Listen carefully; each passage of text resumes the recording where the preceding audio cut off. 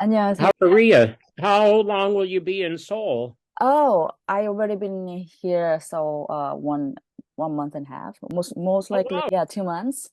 We're visiting my family and some traveling here. Have you been to So Seoul? you'll be back in Boston in sometime mid-April, or Oh, I think early, yes, or May, yeah. well, tell me something about yourself. I know you have your yeah, have you finished your DMA yet, or is that coming up this spring? I just graduated in last January. Okay, good for you.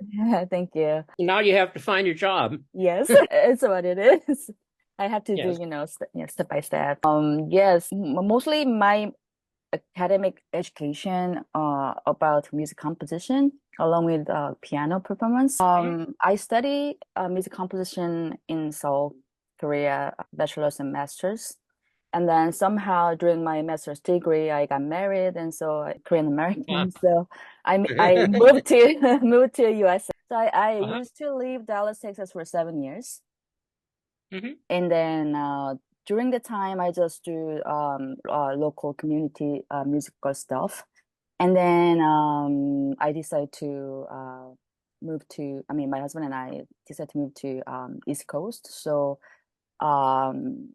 2012, I moved to New York area. So I started study with Robert Cookson and Manus, Oh, and again, music composition.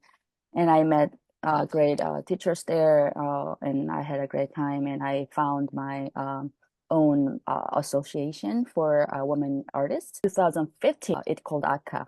So from there, I try to collaborate with many artists in New York City, and I invite many composers and performers, any like arts relate to people to collaborate with me. And I had a small space to a concert, so I do that there for until I moved to Boston. So mhm. somehow I got into Boston for GMA 2020, which COVID year, Mhm. but it allowed me to focus on my study. So now I was there in Boston for 3 years, about three Mhm. years, and then just graduated.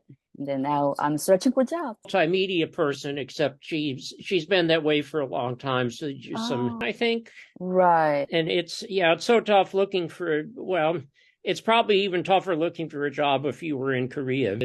That's why I decided to do that old book because it was on my second trip to Korea when in 2001 when I was taking a invited to be a participant in a Korean traditional music Oh. seminar at Mhm. what used to be the National Center for Korean Right. Traditional Arts. Has now changed its name, and so there was about 10 or 12 of us, I think, that came from all over the world, and it Mm-hmm. was Yes. and to study for 1 month. And that's when I realized that I kept on meeting all these women composers. Every Mm-hmm. concert I meet a women composer, and that's when I slowly realized that about 70% of all the South Korean composers are women, but 90%, at least back then, 90% of the composition professors were men. I see. I see. So, what was And your first impression when you see a lot of women composers in Korea? well, they sure have a lot of women composers here. I see. I I didn't see. know enough about Korea back then to know, and it was so I had to wait 2 more years until 2003 when I had a China scholarship. No, not China scholarship. I had a Korean Arts Council grant. So, I was curious, how does it connect with all these Korean composers back then or still now? Yeah, well, it's some of my connections now are not that great because I they after the book was published in 2012, they said, "Oh, John doesn't need to find out any more stuff from us. The book is published," Uh, and they didn't understand it was going to be a mm, continuous thing. I see. So some people are really good about giving me information. And of course, one of the best is Kim Moon-hye. She's really great at giving me updated information, and I haven't emailed her in a long time. So June of 2022, last time I saw her when I was there. Not sure it's over. HYSSOP always used to give me updated information. Okay. She was always, since she got that job at the North Campus of the Korean National University. I see. Have you seen the book yet, or? Yeah, so your book, I go through the titles and I focus on the Eun-hye Kim's part, but I have a few questions about the book. Yes. Well, before that, can I ask you some little bit more intimate questions for you? I mean, Sure. I was very curious, how did you get into the musicology, area and become a musicologist? Good question. Yeah. Wonderful question. Well, I was when I was an undergrad, I was well, first of all, it was being a music major was a last minute decision. Oh.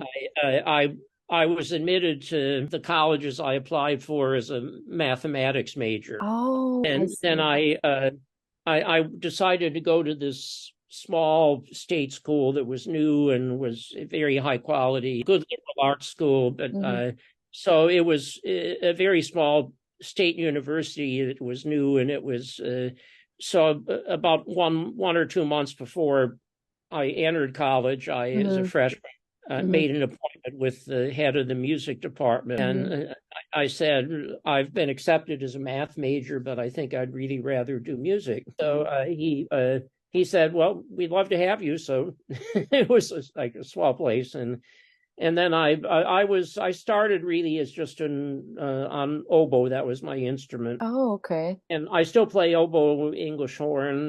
I still do as much playing as I can, and in orchestras or outside chamber music. I have to keep my modern instrument up because it's the modern instrument, so it's the only way I can perform new music by post. Oh, I see. So I want to support them as long as I can still play, and it's so I think I still have another 2 or 3 years of playing left in me. I'm not sure. It's so I and it was my music history teacher in undergraduate school. She, after I finished my year of music history, she came up to me and said, John, I know that you have already decided you want to be a professional oboist. But he said, I'm just telling you the truth. That she said, you're interested in too many things to ever be happy spending your life playing in a professional orchestra. So she was the one that put the idea of doing musicology in my brain.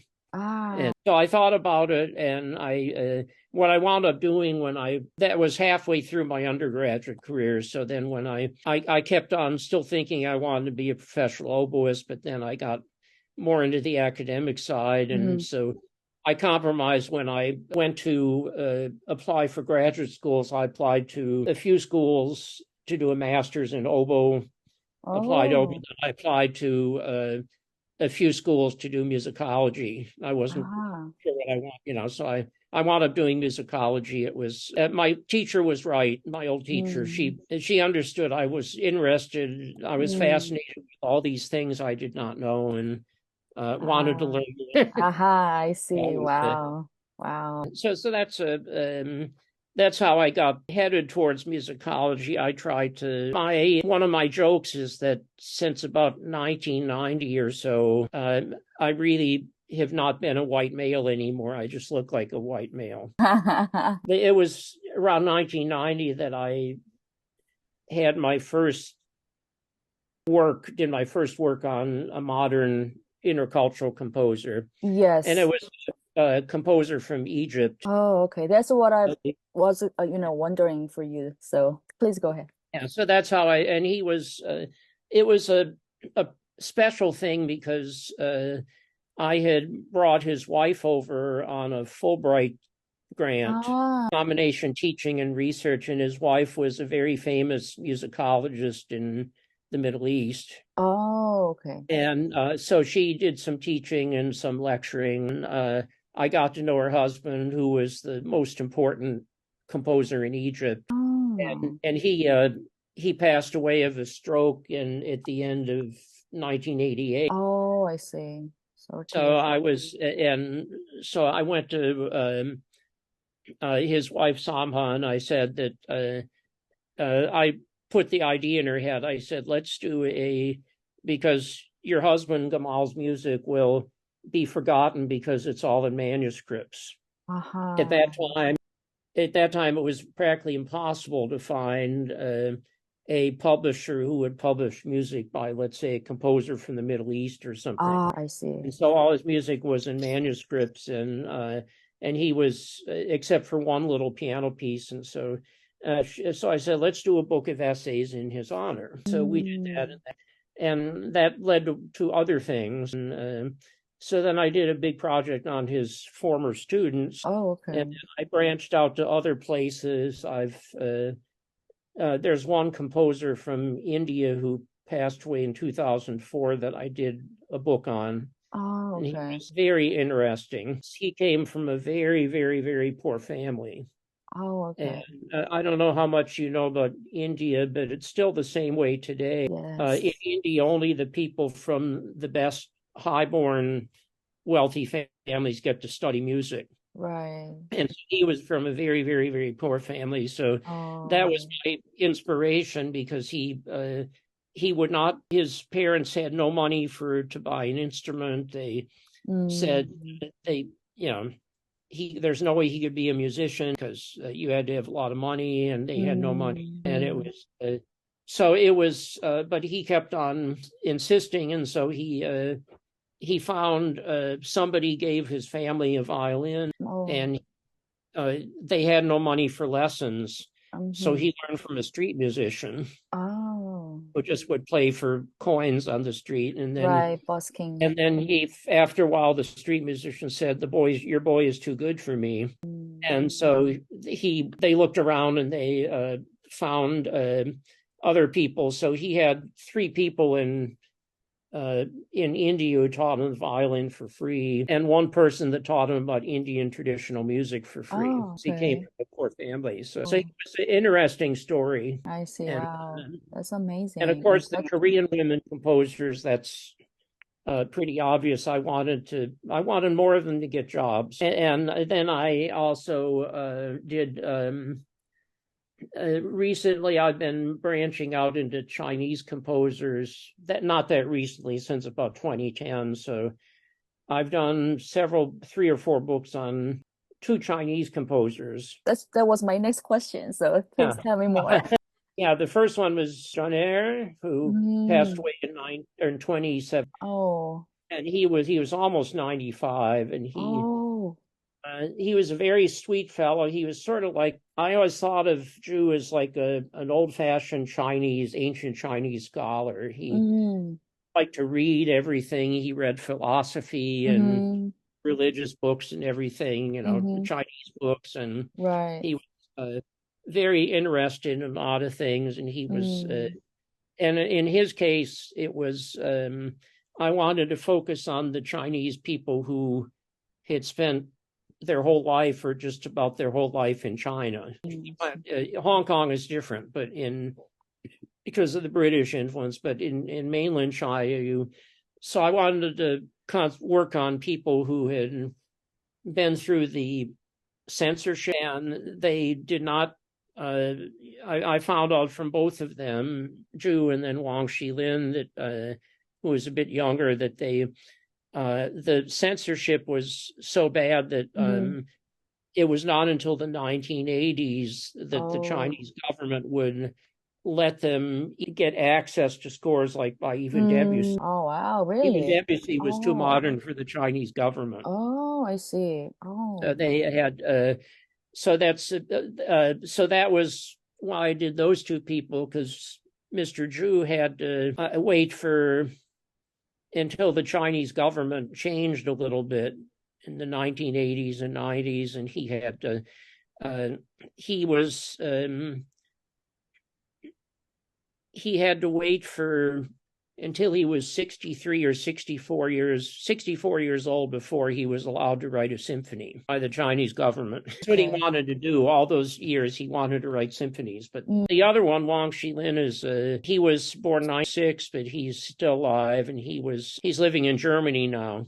Oh. And Wang was a very outspoken person, so he had said the wrong thing. He criticized the Chinese government for its censorship of modern music, modern European music, because he said Chinese composers could not learn what other people were doing in the world. So he was in prison or hard labor camps from 1964 to 1978. And so so it's a wonderful, tragic, but a wonderful story how he got out, went back to Beijing where he had been living, and get so both of them only had the chance to get bachelor's degrees. Because it was hard to get a musical education.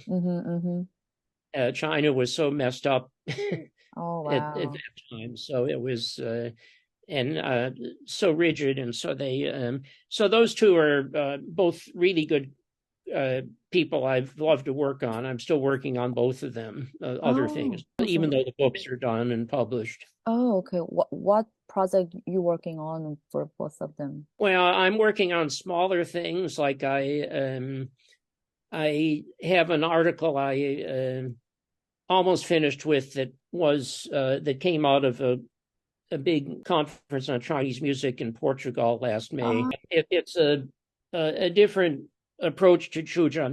It's I'm talking about the influence of Chinese instruments. It's orchestral music. I'm almost done with that. I just have a few details to get done, and then I'll send it off. When Wang Xilin, my book, was published in 2021, less than 3 years ago, it's almost 3 years ago. So I'm going to maybe see if I can get the publisher's permission, my publisher's position, to let me take that to a different publisher. And I'm going to add some things to it, some things about maybe Wang's earlier pieces before he was in prison, and then some more recent pieces as well. And then I'll probably I'll do more Chinese composers, I'm sure. I just want to get more work on Wang and Zhu Dun first, or Korean women. You may include me. I can send my information to you. Yes, please. That's because I do intend to to add about 8 to 10 new people in the book. And I've looked you up a few times since we started emailing. Thank you very much. And even the stuff that I've seen has been very basic, actually, there was one place I just looked. There's one thing you may or may not know. There's a place on your website where at the bottom you say, if you want a more detailed information, click here. And every time I click on it, it says, not working? For you. And there's a thing where it says at the bottom, it says, click here for more information. And the link does not work. Okay, thank you very much for so you might want to fix the link because I can't get more details. Right. Yes, okay. Thank you very much. I'm sorry. Who do you study with at Boston Conservatory or Boston University? I studied with Joshua Feinberg. Do you? Okay, yeah, you know him? Whenever you mention it, don't know him, but I know don't need my name. Okay, so I just like his music language and philosophy. So I want to really study with him before I choosing BU. So I just stay in his studio for a whole time in my DMA years. So good, excellent, that's good. They had.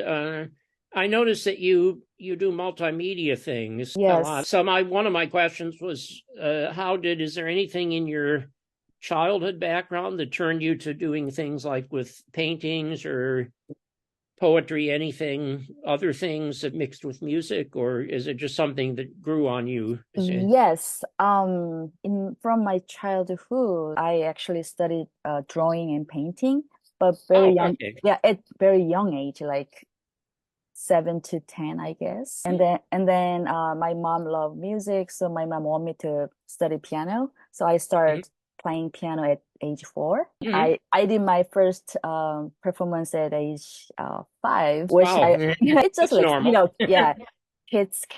concert, so Yeah. it's what it is. But then I really enjoyed it, and I didn't know I will be a musician, but I just enjoy the music and love playing piano, and I love the music theory. So I kept playing piano until age 12. But in Korea, it's very hard to continue to study music. So unless you're rich, as you mentioned in Yes. Korea. Yes. So I was, from very normal family, and we have three kids. So I had to decide to do what to do for my future job. So I just want to study and want to become a kind of lawyer things. Kind of Asian parents, like, Sure. yeah, get their kids job like, professional and, their job. So,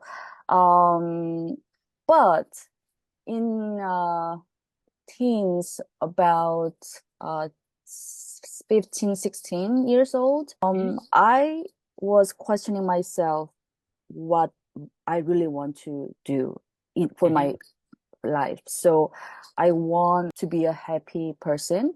I want to enjoy my job. I want to do what I love to do. So that, becomes, oh, then I love music. I enjoy playing piano. I love music theory and I love poem, arts, which all about the arts relate to music. So very late timing, but I decided to go to music college. So I found a good composition teacher and piano teacher to, get ready to go to college Sure. for, yes. So I was lucky to do everything in one year and a half, and then got into the good music college. And from there, I start my professional musician. So since Good then, for you. yeah, thank you very much. So since then, I kept writing, studying the composition, and keep us finding more motivations in more art forms, and of course Korean traditional instruments too. So my composition include multimedia stuff as well, like visual arts and painting and Mhm. literature, of course, like poem. And I am also inspired by a certain story or a social event. I love to react or express my thoughts and um, thinking through my composition. So, yeah, I kind of inspired by most likely everything from through my composition. So Mhm. I really love to react on things I really want to express. So That's yeah. good. That's something when you are searching for a job that would be, if it, that could be something that would attract people because they have at a university because there's a lot of emphasis because colleges of the arts, if you're in a college of arts and sciences, which is bigger, that's fine. But Mhm. in many universities like ours, our dean uh, that we have now has been emphasizing a lot of collaboration between the Mhm. arts, Oh, okay. between Very art, nice. theater, architecture, and music. So he says anything that is multidisciplinary is a good thing, and but that's happening in a lot of schools, a lot of universities. So that's I because see. the the arts tends to be the first thing that gets economically cut back. Ah, I see. I see. Sciences aren't going to get cut their money cut too much. Right. So anything that we can do with you can do like that would probably be very attractive to people. See, I see. So, what would you like to find more details from composers? I was curious. Well, I do like to uh, one of the first things I like is what we just discussed. I like to find out about childhood background. Ah, okay. Like a couple of people had some backgrounds in Korean traditional dance when they were children. Uh-huh. And that was unusual because, it wasn't until the 1980s or 90s that they started incorporating Korean music and other arts into the elementary schools. Mm-hmm. So were very Western oriented, and but now that it's better, but they had but so I know a lot of people that born in the composers born in the 1960s in my book that I can think of several people who had some backgrounds in Korean traditional dance, for example, or something else, and doing with Korean traditional arts as well as music. And that was, so that's, I want to find out what they did, like is children, because, for example, one composer who's actually not composing right now, because doctorate's in ethnomusicology. She's living in Germany, but she's got an ethnomusicology job over there, so she hasn't been too busy to compose for a long time. But I see. She really wanted, when she was a child and a young teenager, she wanted to be an opera singer. She wanted a career as a soprano, and her family only had modest money, not too much money. The family was doing okay, but they were not rich or anything. So the family, her parents found out how much it would cost to try to get the proper training to be a competitive soprano. And they said, we cannot afford this.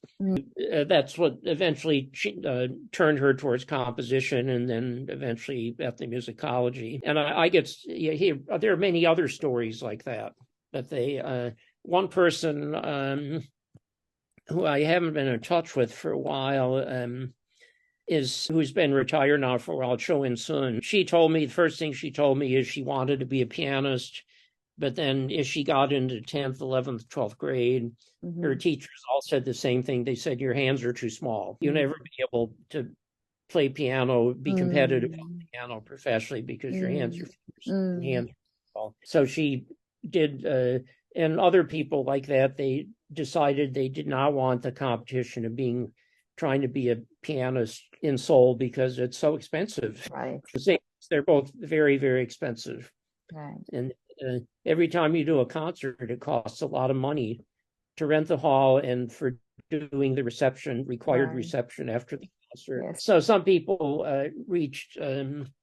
decided to, number of my composers who had good piano training decided to be composers, because when they were coming of age to go to college, that was, when they were in high school looking at college, they realized that was the options were limited. Most people in that age going to the universities, they could do applied music like piano or voice or something, violin or something, or they could do composition or music theory. Even musicology was not very strong back then in South Korean schools. So it was talk about the 1970s to 80s. Now it's much better. So you have so I like to know what the childhood backgrounds were like, and when they decided, people like you decided to head in the direction of composition. And usually when you make that decision in high school, you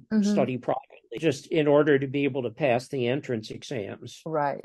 Because to be a composition major, because for both theory and composition, you have to be pretty good already. Yes. Yes, you knew very well. So that's you might know you might have heard this story that was a very famous story that sometime back in the mid 1970s to around the late 1970s, I think it was, to early 1980s, and at Seoul National University, even a big school like that, they had so many composers already studying composition. Every year they could only invite like 15 or 20 freshmen in. Yes. New composers. Yes. And so 15 to 20, they only had that many spots. And the people who would take the composition and theory exam required, when they decide if they were going to be admitted or not, the top 15 or 20 would all be young women. Oh. And so Seoul National for many years had a quota system. Oh. Where they made sure that at least the top 5 males would get in. They counted the males separately. They took the 5 best scoring males that were still lower than all the women. That makes sense. So they might only take 10 women and 5 men to I and see what happens. I see. That's why there's a female male people, just limited people of amount can get into some Yeah, colleges. Ah, I see. yeah. It was very limited. And that Ishinu was the first woman composer at Seoul National University, the first one Yes. to be professor there. Oh, I see, I Because see. Paik Byung-dong always said, as long as I'm still a composition professor here, there will never be a woman composer on the faculty. Ah, So they yeah. waited until Paik Byung-dong and Kang Soo-hee were good friends. They retired at the same time, and then they hired Ishinu right away. Oh, I see, I 20, see. I think. Ah, I see. You I actually never know studied. what's going to happen here. I'm sorry? You never know what might happen. You might apply for a job at some school that decides they need a woman composer. Yes. I know jobs are hard to find, but it's Yes. especially in composition. So it's good you keep your theory up Yes, yes. because so many jobs are um, in piano, maybe a little bit also, because so many jobs are so competitive, Right. and they can't just have somebody that teaches only composition. They usually have to do other things. So it's Right. May I ask you a few more questions for you? sure, of course, please. Yeah, I mean, based on your bio, I was curious, you have like a wide range of topic you research as a musicologist. So how did you come up with intercultural composers of 20th, 21st century? And Oh, how what was the biggest motivations to focus on Korean women composers? oh, very good. Two very good. Thank you, thank you. Well, the first question was that um, the Egyptian composer I mentioned, Mm-hmm. Gamal Abdel Rahim, he Mm-hmm. was. I knew nothing about at that time, 1988, 87, 1988. I knew nothing about traditional world music. I had no training in it. It was all musicology with an emphasis on medieval Renaissance, Baroque, and even classic Arabic. Mm-hmm. And so I knew nothing about traditional world music. But when Mm. I first heard a concert at my university when they were here as guests, we organized some concerts of his music, and the first time I heard his music, I said, "Boy, it sounds like Egyptian Bartok." Even though I knew nothing about traditional Arabic music, it just sounded like it was a combination Middle Eastern and some Right. at that time fairly modern Western composers like Mm-hmm. Bartok and so Right, on. right. So I decided it was, and then what happened that really got me inspired was there was a wonderful composer from Nigeria, West Africa, named Akin Yuba, and Akin had was a very active person, uh, and he started something called the um, Society for Intercultural Music or something like that. I'm trying to remember the exact name. And it was, but he composed like a intercultural music organization Mm-hmm. because he was interested not only in African composers like himself, but people from all parts of the world. So the first thing I ever did was in 1990 was uh, my presentation on Gamal Abdel Rahim was accepted. The conferences were Mm. always in London, normally in London, sometimes in Cambridge or somewhere in the UK. But they were so I met all these interesting people that were scholars and composers, Mm-hmm. some scholars, some composers, and they Mm-hmm. were from all parts of the world, not just Africa. There were some from, there was one I remember from Japan at that first conference. There were a couple from the Middle East, and I can't remember where some of the others were from, but they were all very interesting composers who took ideas from their traditional music and used them in new ways in their Mm-hmm. compositions, but they also were Western trained, of Mm-hmm. course. So that was a big inspiration, and those conferences would happen every 2 years. Uh-huh. In the 1990s, so I went to all of them and became one of the main people in the group eventually, Wow. and they were So I think when I saw what other people were doing from their perspectives, I was at Stanford when I was doing my master's and doctorate there. I had it was all early music, of Mm-hmm. course, and performance. I play a Mm-hmm. lot of early instruments, both woodwinds and strings, Mm-hmm. and many instruments. And they had so I had a uh, and so to me, the way Stanford was back then, basically half a century ago, or even more than half a century ago, they were Ah, very challenging, and they always wanted their best people to work in different areas, and everything was a puzzle uh-huh. because at that time the idea of doing research on historical performance practices was just getting started. It was the beginning. Ah, Going back and doing research on how to authentically play an uh-huh. instrument and form and so on, the techniques and the music, how to play the music Mm-hmm. correctly. And so there was, so in other words, what I got out of my graduate training was always Mm-hmm. to solve puzzles as best I could. And so to me, it was just an extension of that. It was intercultural composers was, I had never done anything modern before, but it was a big challenge because I got to, every time I did something, whether it was somebody from the Middle East or India or Korea or China or anywhere, or even West Africa, I had to spend about 6 months at least studying the traditional music Mm-hmm. of that culture intensively so I could know a little bit about it, Okay. so that I could make some educated guesses Mm-hmm. and so on. And so that's how I got. So to me, it was just an extension of these are new puzzles to solve. I see. I see. Oh, wow. And I So, do teach a class on intercultural composers, the 20th, 21st centuries, and not all the students love it. Some of them hate it. It's really for the senior, mostly the master's students can take a mm-hmm. more advanced version of it, but it's for our bachelor of music seniors who we know are going to go off to graduate school. Uh-huh. I see. Uh, and so we start with West African composers, and we spend about 5 weeks on composers in Nigeria, Ghana, and one from Uganda in the East Uh-huh. Coast of Africa. Oh, And then we spent about 5 weeks on the Middle East. We do Egypt, Israel, Turkey, and mm-hmm. Azerbaijan, Oh, sometimes okay.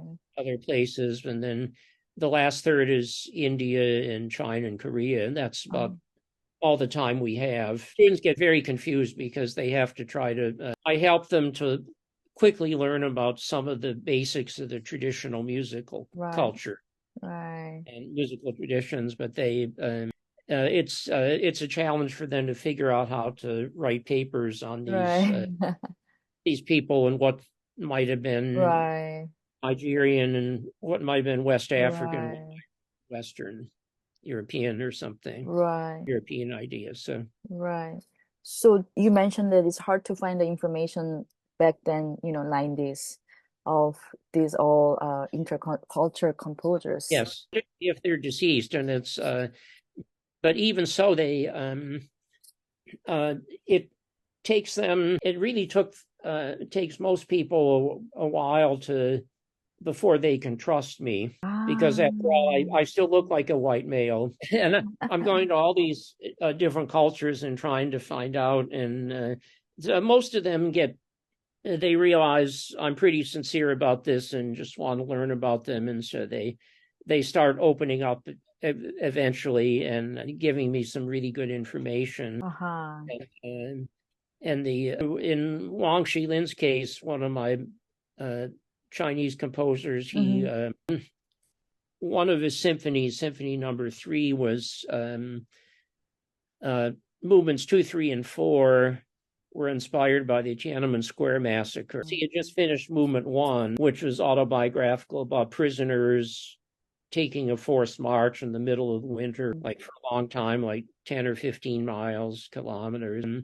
and he had just finished it. And then the first movement in the end of May 1989 in Tiananmen Square happened 6 days after that. Had his topics for movements 2, 3, and 4. I see. So he was, so they, so I like to find out things like that. And he was, so once Wang Xilin got to know me a little bit, we had a week-long series of interviews in 2014, and he had only met me once before, 2 years before. So this was a follow-up visit in 2014, and he started sitting there with his copy of the score, Symphony 3, and then I'd sit there with my copy that I had, and he would turn the pages and he'd say, "This is what this is what this symbolizes. This is what this is related to." You know, and thinking of the Tiananmen Square massacre very specific in some cases. So I know I'm the only one that knows, outside of Wang Xilin, who knows some of what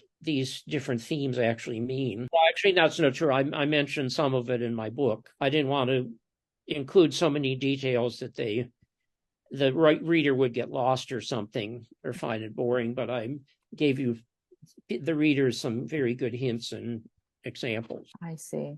So you'd like to find those relationship between cultures, events, and composers, yes, musical languages. Composers, and how they struggled with trying to learn something about modern Western music, especially in a culture with censorship. Right. You had to wait so long just to learn something about it. And when they did, they were older, so they had to just study it themselves privately. Right. And Wang Xilin told me that when he was studying at he did his bachelor's degree at the Shanghai Conservatory from 1957 to 1962. Oh, wow. And he only had a bachelor's degree, and that's all you could get back then for composition. I see. And he was, and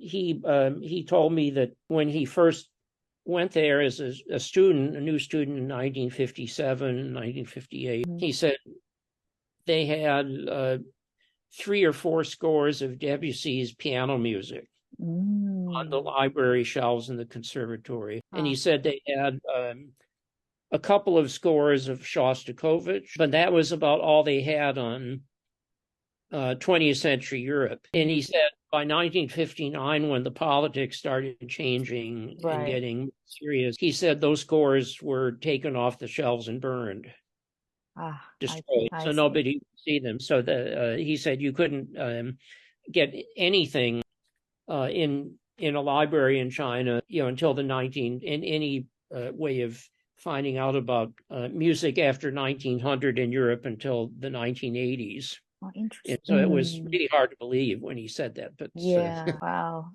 I never knew that. I'm learning from you a lot today. Wow. That's, I see. And your other question was, what was the other part of the question? Do you remember?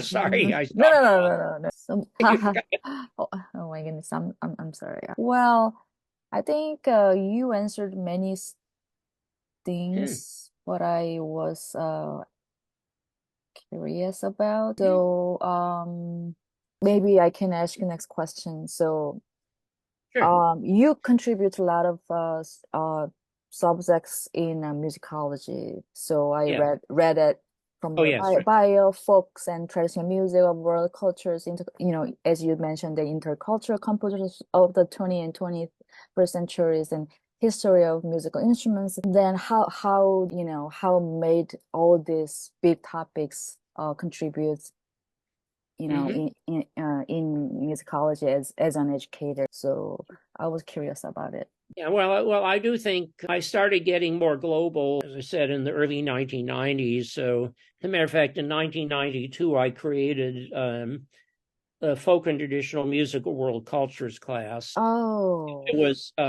traditional music of the world, and I knew nothing about it, but the point I was making is that my education is always continuing, and all of our education should be going on for our whole life. So I was making a point. I said, just because I had no background in traditional world music doesn't mean that I cannot learn about it enough to teach a low-level class. So I taught a low-level class that was actually so basic it was open to non-music majors as well as music majors. So it was and now we built more things on top of that, but that class was all we had for about the first 30 years or so, since 1992 to about 2022, really. And now we've got an ethno person here who's creating new classes, which is good. We need one.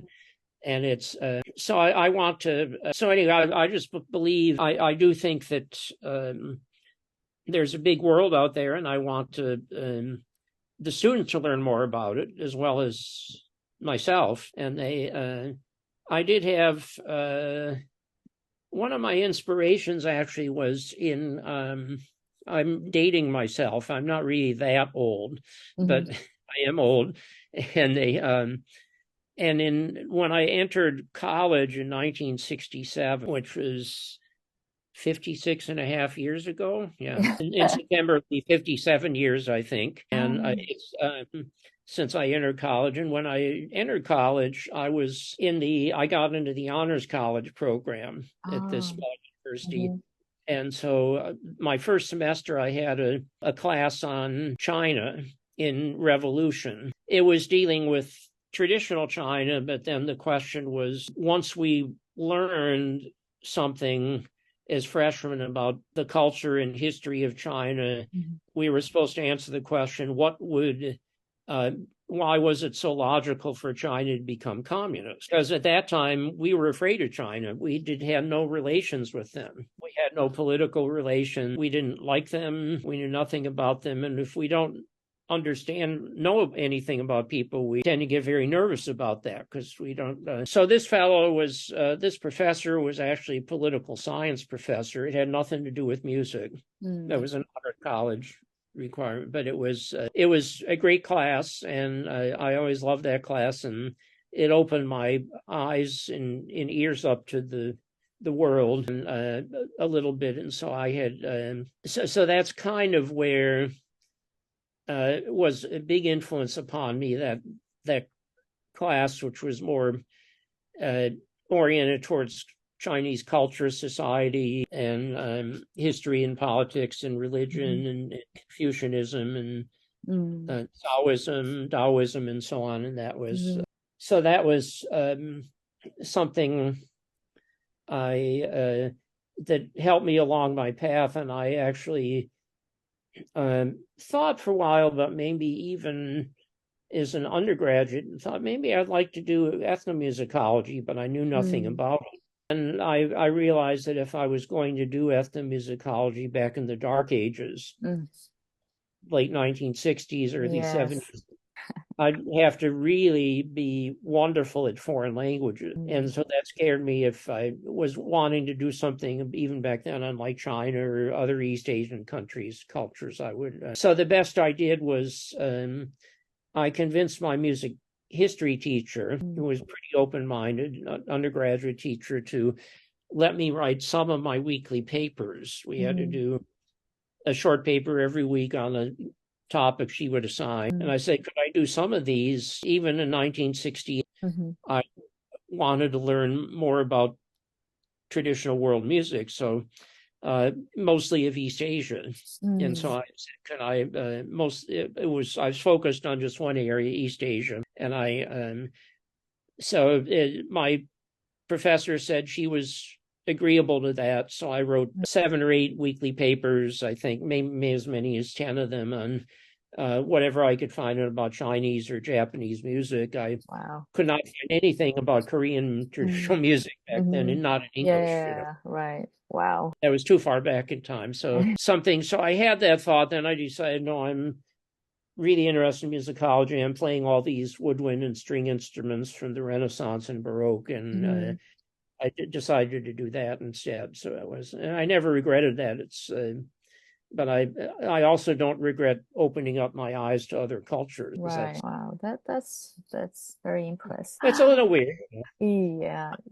So at some point, do you learn some Asian countries' languages like Japanese, Chinese, or Korean? I mean, you kind of I know about a few words in Korean, uh enough to greet you as by saying uh uh 안녕하세요, uh 안녕하세요. uh I can do Happy Birthday and Happy New Year in Korean and oh, Chinese, things nice. like that. Uh-huh.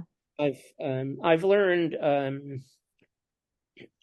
picked up a little bit of Chinese because since 2016 I have been bringing in Chinese visiting scholars from China who are younger professors Mm-hmm. usually. They're assistant or associate professors who need to move up the political ladder Mm. at Uh-huh. their universities and so where they're teaching, and so they get usually a China Scholarship Mm. Council grant, and I write the letter saying I'll host them and be their mentor, and they come over and just do independent research. The first one, I've had two of them. The one in 2016, my first one, and then another one 2 or 3 years after that was played the pipa, the Chinese lute, Yes, yes. because and they knew that one of my main instruments is the European Renaissance lute. So they knew that the two instruments were very different, but they wanted to study the basics of Ah, the Renaissance lute with me. okay. And and then one of them was, some of them were ethnomusicologists who did independent projects. They were here, good projects. And then the last one was an associate professor at Qingdao University on the east Mm, coast of China. And he had met me 3 times when I would be invited to Qingdao University to do mhm, lecture mhm, thing. And so we knew each other a little bit, and he had and so I uh, mentored him and hosted him, brought him here for a year, and he went back in January. And he was his focus was different because, like me, he's a modern oboist, mhm, mm. except he's better modern oboist than I am probably because that's all he does. But he wanted to study Renaissance and Baroque double reed instruments with me. Mm, So for his year here, 12 months here, he studied. I introduced him and had him working on the Renaissance double reeds like the Shams, rackets, uh-huh. dulcians, and then the Baroque oboe. I sold him one of my Baroque oboes in one of my trips to Qingdao. So he had Ah, a cheap instrument, but he didn't know what to do with it until he got over here and for his 12 months. And then we worked ah, intensively on Baroque oboe reeds and how to uh-huh. play and things like that. So, So how many instruments you play and teach? well, outside of modern oboe English horn, those are my only modern instruments I play.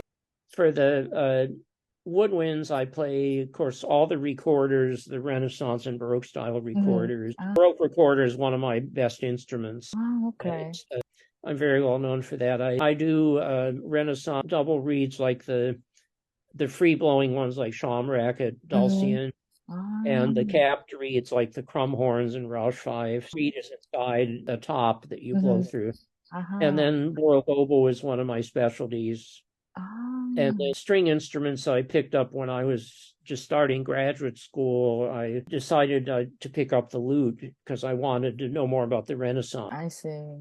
And I knew if I wanted to really know about Renaissance instrumental music, I needed to learn the lute. So the Renaissance lute, I have some of the Baroque style long necked instruments now, like a Mm, arch orbo. So I branched out from that. mm, And then, the only strings I play are the lute, Renaissance lute, and the Baroque arch lute, Baroque tiorbo, and also the bowed instrument, viola da gamba, that you yeah. bow under, like on Oh, a you Hagel play? or, yeah, I play that viola da Ah, gamba Yola quite a da bit. Gamba. Yeah. And I did take some gaigum lessons. Oh, okay. I Kaya was gum. on short trips to Korea, but and I do have a gaigum. I just don't have much chance to play it, Right. practice it because I have a lot of instruments to practice. Do you have your own kayagum at home or no? Oh, you do I have. bought a Oh, used instrument from one of the teachers,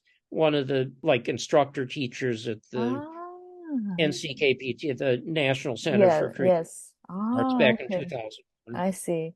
I actually Shall, worked there 2 years ago with oh, a Komungo master. So, oh, so I oh, have yeah, Komungo pieces. that's good. Gamungo is a great instrument. Yes. And they had, yeah, Iguisuk had a group for a while that, a mixed group that had, let's see, it had viola, Hmm.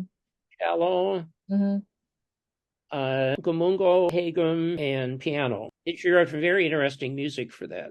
I see. One of my very close friends I think study with Lee Suk or very close Oh, to yeah, mhm. Lee Yeah, Suk. So I kind of feel her music. sure, yes, yes. I see. Wow, I mean, I kind of have a little bit connection with you through the all the Korean traditional instruments and then composers, and then yes. you mentioned about all the cultural intercultural composers and the social event happening in your life. So I'm learning a lot, and it's just fascinating for me. I learned a lot too. So, Wow. and we should keep in touch, and you can start thinking.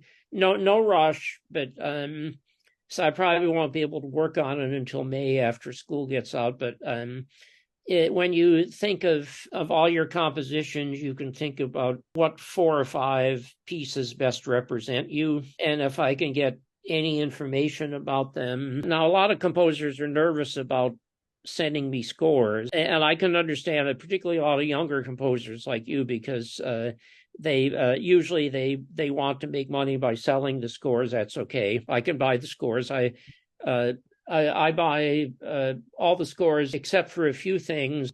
Almost all the scores I have of Ignacio Shin's music or things Um, per publisher in Europe, mm, and so I've but so I can buy scores, but just figure out, start thinking about music that you think would be a nice variety, but also yes. help you to explain your style the best. Yes. And you must have done some sort of DMA thesis or dissertation. Yes. Very different than before. So I'm going to look that up and see if I can find that. Yes. Or I can send you some links of my composition first, and then Sure. I'll collect best representative of my composition Yes, for sure. 4 5 pieces. Sure. Yes, That sounds yes. great. Yeah. Also, do you still organize for a competition in Asia International That's a Symphony? good question. Planning to do one in January of 2025. I don't know if it will happen because they changed the timing and the policy on the grant proposals. And Uh-huh. the first 4 conferences I did one every 2 or 3 years starting in 2015. Mm, And I tried to do them in the end of January when I knew people in Korea and China would not be teaching, and mm, Japan would mm, have 2 months off from teaching. So I was looking forward to doing another one, but then they mhm. changed the rules. And if because the new rule was that if I had applied for the conference support grant from my university last October when the applications were due, the conference would have had to be completed by December of 2024. And I wouldn't know if I got the grant until December 2023. So that would not be enough time to do the grant term would have expired by January 2025, and Uh-huh. early 2024 was too soon. Mm, So I talked to them about this, and I'm going to talk to them again to see if I can get an extension. So they used to have these proposals, this cycle for conference support grants every semester, but they had this one last semester, so they canceled the one for this semester. So I'm trying to figure out how I can get money to have right. January 2025 while I'm still alive and still working here. Uh-huh, I see. So this is Sinfonia happening every year or every other year? Usually we did, first one was early 2015, the next one was early 2018, third Uh, one was January 2020. The uh-huh, last one, because of COVID, was not until January 2023, I last, see. yeah, so a little over a year ago. So now it's I wanted to do one in 2025. That's what I've been planning, but I I see. have to figure out how in the heck I can get some money somewhere. Right. I don't know about that yet. We'll have to see, but they did not have a grant cycle for me to apply for in January, so that's why I'm nothing to. So what's So happening? you'll love the CIA. It's a friendly group of people, and a lot of Koreans. Really? Quite a number of Koreans come, so and So people who love Korean composers from who are. Korea? Yeah, I get some. Yeah, Kim Moon-hae came, I think, to the first one. Oh, No, I okay. think it was the second one, maybe the first or second. I can't remember which one it was. I think it was the first one, but I could be wrong. It could have been the second one in 2018. But uh, she was one of the featured speakers. Oh, she mentioned that. Yeah, yeah, yeah. So she And keeps then I saying had that. her one other time to here to do a concert of her music for her 60th birthday. Yeah, how And wonderful it is. so we couldn't do it on her birthday. She was too busy. Ah, I see. Yeah, she had a concert at Seoul Arts Center, 60th birthday concert in October. Her birthday is October 2nd, so it was late October of 20, no, late October 2016. And she wrote some, and I played English horn in the concert. There were two songs of hers for soprano, piano, and English Oh, horn. oh, okay. I did Wow. those in the concert, and it's Oh, and then she about a year later, then she wrote a little piece, about a 5 minute piece for English horn and piano, oh, nice. because my sign of my zodiac sign is the cow or the bull, so it's as, so he was so it was whatever you want to call it, a cow or a bull, female Uh-huh. or male cow, Uh-huh. but it's so she wrote a little piece for me that I premiered over here. Oh, I see. And then you commissioned her for orchestra piece for Oh her. no, I never had the chance to do that. It was, Okay. but we Just did some of her wind ensemble pieces here oh yeah, twice. yeah, wind ensemble. Okay, okay. And her Nice. wind ensemble pieces are very good, but the wind ensemble director we had at that time was very interested in doing these pieces. So he did them twice, and they were great performances. But the orchestra director was different. He didn't want to be involved with stuff like that, so I never got to do an orchestra premiere for her or one I of her see. pieces. I see. I see. I would love to be part of it if it's happening in the Sure. future. Okay. Well, I know. Okay. I will not forget you. Don't worry. You're on my memory. Thank you. Been searching for jobs in all over the US, so Yeah. wish Yeah. it You have. to. It's tricky, but Yeah. but keep on looking, and you have and you said your husband is American, Korean American. but he's a U.S. citizen, Yes. right? Yes. So I that become a might citizen make as it a well. little easier to get to stay. I know one Korean pianist who's living in Chicago now. Ah. She's moved around, but she spent more than half her life here. Okay. She's only in her, I don't know, only I think about 38 or so. I'm just guessing, still in her 30s, late 30s, but she even went to, I think, a part of high school here, and then Mm. she did her bachelor's, master's, and doctorate at three different schools. Uh-huh. University of Missouri, Kansas City, then Mm-hmm. University of Tennessee, and then Mm-hmm.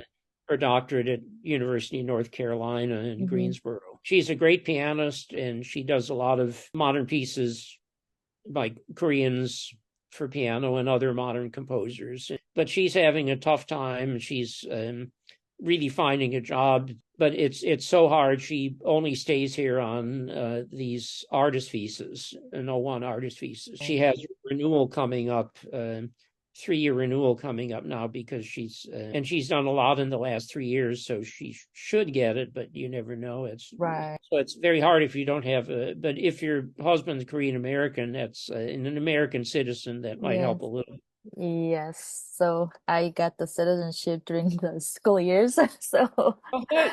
Well, yeah, good I for you. resolved that You issue. resolved the problem. Good Yes. for you. Well, that's good, because that'll make you more attractive, because sometimes you find a medium-sized school that doesn't want to deal with the paperwork for getting Sure. like Yes, I green card, understand. but you don't Yeah. need one if you're a citizen now. Good for Yeah. you. Thank you very much. if you don't mind, can I get the pianist's name? Oh, yes. Yeah. Her last name is Mm-hmm. Lee, and then its first name is Ko, Ko, and then the second part of her name is Un, Eun. So Iko Un. Mm-hmm. She goes by Grace Lee also. She's had job interviews, but she's you're really crazy if you become a pianist and are looking for a university piano job. Yeah. Right. So she's had interviews, but never been lucky enough to be the one that was chosen. Just Right. one of the top three, and Yeah. they have. So she's but she's good. I can send you. I'll try to remember to send your email in a few minutes. Thank you. Thank you. Sure. Can I have you like one last question? I Sure. mean, I can talk to you like forever now, but I don't want to, hold you for a long Yeah. time. So, um, just a fun question. Do you have any projects you want to do in the future, except any like academic things? Except academic things. Yes. Well, except for academics, I have plenty to keep me busy in the Ah, next few years. But between the new edition of the Korean Women Composers book, if it ever happens, okay. and I have to get updated information, and then I have it takes usually often at least 2 years to get a book published, maybe 3 in this climate, because it has to be reviewed and accepted Right. by inside and outside reviewers. So so I'm thinking of, if I do get this new edition done of the Korean book, I'm going to take it to a European publisher that already published one of my Chinese composer books. Mm-hmm. And so I have, they would give me some preference at least, and it's a big European publisher. So so I'm hoping I can take it to them, but I have to get permission from the old publisher. I see. Which was the College Music Society, to take it away from them and tell them it'll be very different, but so there's still some old stuff in there, a lot of old stuff in there. So many years ago. So I have no. That's what I just want to practice and keep on playing as long as I perform, as long as I can, and hopefully bring in more Chinese visiting scholars, but.